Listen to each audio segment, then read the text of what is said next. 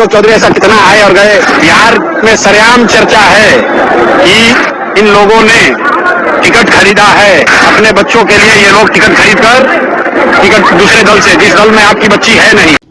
अशोक चौधरी, संभावित चौधरी के पिता अशोक चौधरी, जो पूर्व में एमएलए रह चुके हैं, जो कि चिराग पासवान की पार्टी में सम्मिलित हुई हैं, संभावित चौधरी, और सांसद भी हैं।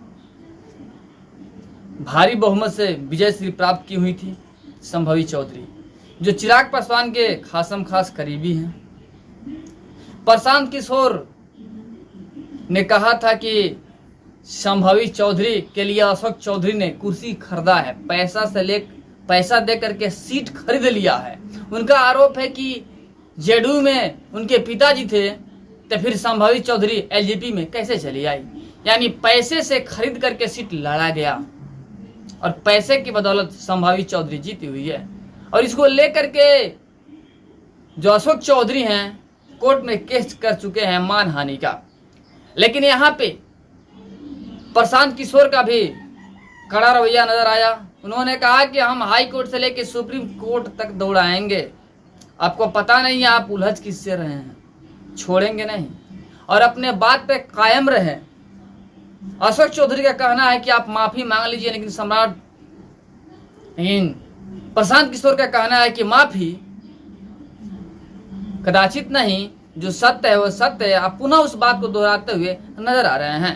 आप अपने आप को बहुत ईमानदार बताते हैं, आप जदयू के नेता हैं, एलजेपी में आपकी लड़की आती है, वो इस कोर्ट में चले कि सुप्रीम कोर्ट में चले, अशोक चौधरी को यहाँ से लेकर सुप्रीम कोर्ट तक लड़ाएंगे। उनको पता नहीं है किससे उलझ रहे हैं। कि बिहार उनके बाप दादा की बपौती नहीं है, जिनके बाप विधायक थे। अशोक चौधरी को भ्रम है, तो इस भ्रम को इस बार अभी तोड़ देंगे 4 महीने। प्रशांत किशोर अशोक चौधरी पे तंज कसते हुए नजर आ रहे हैं कि कुर्सी, सीट जो है, टिकट जो है खरीदा गया था पैसे से।